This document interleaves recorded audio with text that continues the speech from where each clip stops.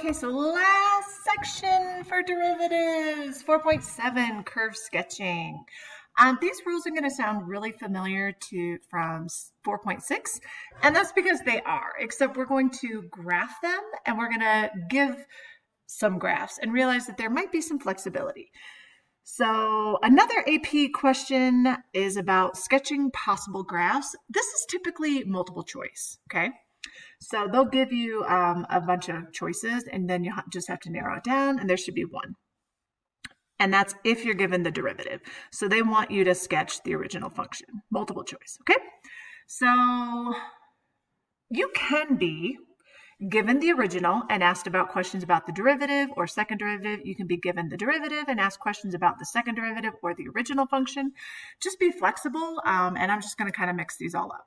So please, once again, try to write your answers in interval notation if they are. So some tips, and I'm going to do this as I go, but basically I write on the graph what the original function is doing, so I don't forget when I go to make my own graph. I plot some important points that I might note, and I call them anchors, but all of these rules will kind of work. So it kind of reviews what we did in 4.6. I don't always make a sign chart, but I do write them out. So I'll write mine out in words, okay? So on the graph, just so you know. We do call it a sketch, so look at E. We do call this a sketch because it's not the exact graph since we don't know what the actual Y values are. So all we know is that these patterns should be present and the concavity should be present. So you kind of connect the dots. There shouldn't be any holes unless there's supposed to be. It should be continuous and have, like, I would say exaggerate. I don't know if I spelled that right. Exaggerate concavity, things like that to help, okay? So let's look at example 1. And we're going to kind of go back and forth. So what I do is, if this is a graph with the derivative, I remind myself that these are tangent slope values that are graphed, okay? So on the original, what I know is if my derivative was negative, and these are negative, I draw this little line and I say, okay, above is increasing and below is decreasing. And so what we know is for all the Y values, we should be decreasing, okay? And I just make a big note over here. So it's decreasing the whole way. Then I want to go and address concavity. So because this is the derivative, I'm looking at the tangent slopes. So these tangent slopes are all positive until we get here. So what that means is, since we're positive, second derivative, that our original curve is concave up. So I go and I just make this little note and I say, oh, okay, concave up. And then here's negative tangent slopes, so concave down. So concave down, okay? So then I go, and I don't have any anchors here. So I know we're going to decrease, and I can start anywhere I want. As long as my Y values get smaller the entire time, that's denoting decreasing. So I kind of make like little dots, and I always start as high as I can or as low as I can. We don't know that it goes through 0, 0, so I'm going to actually make it not, okay? It's not wrong. We don't know anything about the actual Y values themselves. And then we're going to do our concavity. So I know I want to curve up till I get to 0, wherever your 0 is. And I'm just going to anchor this for myself. And then I know I'm going to concave down. So then I start like just roughly sketching. There's concave up. Oops, my hand moved. I don't want that Y value to go up. And then concave down. Now, we don't know anything about the rates, but that would be it. Okay? So then I say, oh, and I just look for that if this was multiple choice. Okay? All right, let's try another one. So example number 2, same thing. So I draw a line and I say, okay, increasing above, because this is my derivative, decreasing below. So I know, so at -4, I kind of do this. And I say, oh, well, my Y values of my slope are negative, so we know we're decreasing. Then we're above until 3, so I kind of make a little note. And then we decrease.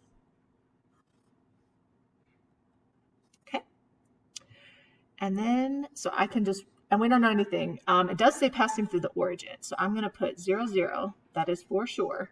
So I need, since I'm increasing, I need this to go through that point. Okay. So I'm going to go, since this increased, until here. And then we decreased. So decrease. Then we're going to increase till 3. So I'm going to make my own ending. And then we decrease. So I just draw in dots. Dots mean you're not there, but this would not be a free response question, FYI. Then I go through and we talk about concavity. So these tangent slopes are all positive until you get here. Now, this is a sharp point, so there is no derivative, which makes sense that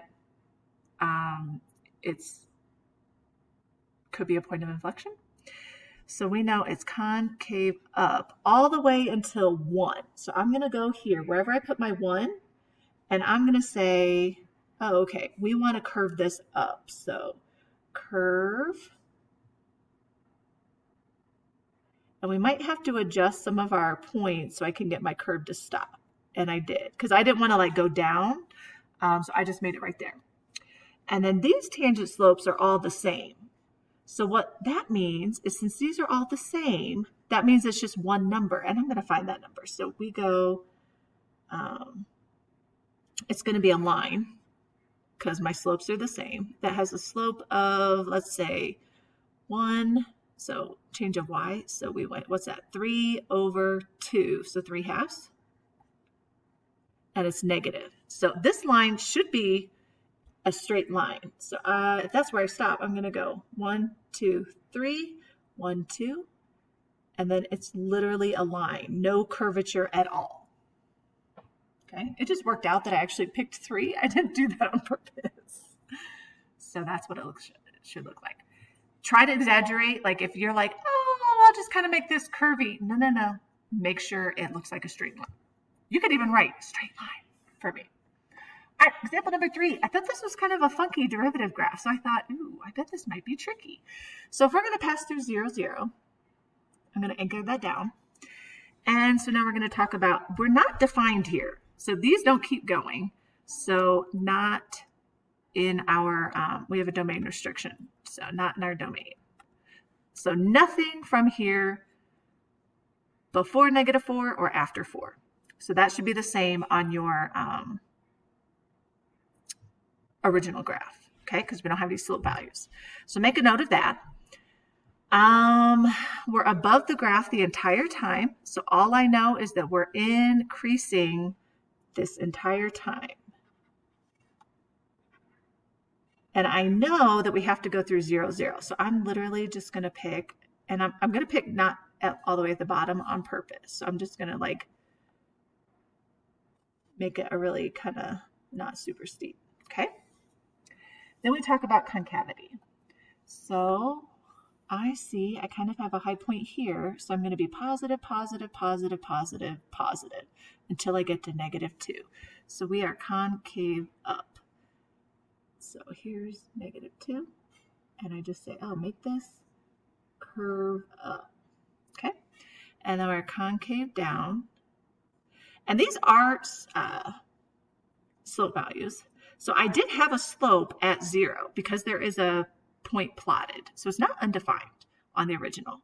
So concave down all the way to 0. So we'll just make this, but it has to go to 0, 0. So I'm going to curve it, okay? And then concave up all the way to 2. So here's my 2. And I'll just curve. If you need to go higher, you can. And then negative, so concave down. Oops, I don't want that to decrease. Okay. And that's where I picked. Your graph should be the same shape, but it can be up or down. All right. My last 2 examples, they give you a bunch of notation. So I'm going to write what these mean and then how I sketch it on my graph. Okay. So let's look at this. I like to look at anchor values. So that is a point. So I definitely want to plot that. That's where I start. And I don't have anything else. Okay, so let's see. Let's look at this. So if my derivative at 1 equals 0. That means it's a possible max or min at x equals 1, okay? I don't know, but I just say max or min, maybe, we don't know. But I do want a horizontal tangent line, so I do kind of need to make a note of that. My second derivative is positive, and it doesn't say any restrictions, so that just means for everything. So it's concave up the entire graph. My derivative is positive, so that means that my y values are increasing on the original when we're greater than 1. So I'm going to say, I just make a little note, and I say increasing y values. And then right here, my derivative is negative, so that means that y is decreasing when x is less than 1. So decrease, okay? So I need to decrease my y values.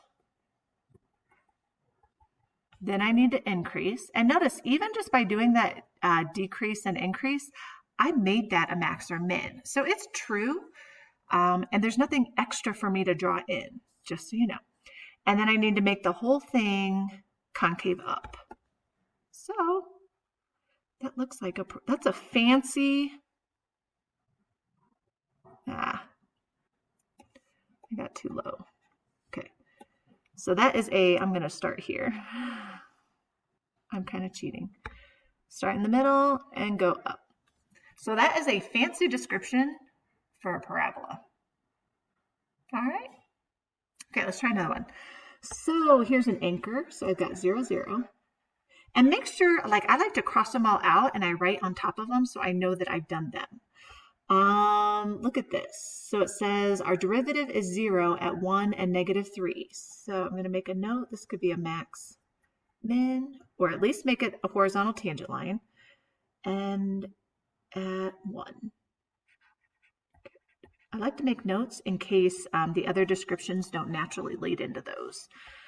I know we've got my derivative is positive, so y is increasing from -3 and smaller, so we increase. Then my derivative is negative from -3 to 1, which means decreasing y values. So where are we at? -3 to 1.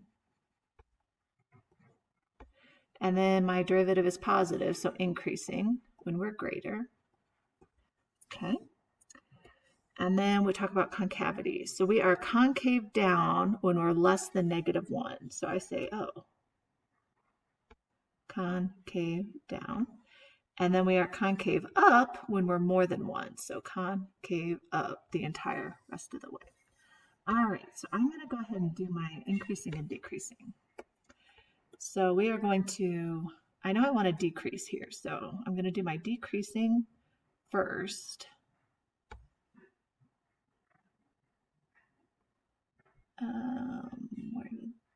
I guess,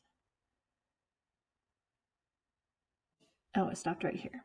That's why I was looking at my marks. I'm usually better than that. And then we increase after x equals 1. And then we increased here. Okay. And so we actually naturally have a max, and we do naturally have a min. Okay, perfect. So then we're going to do concavity.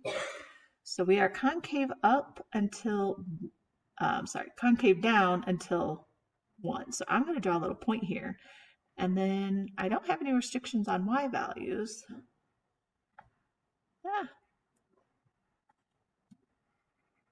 There we go. Then I have to go through 0, 0, and then I am concave up for the rest of the curve.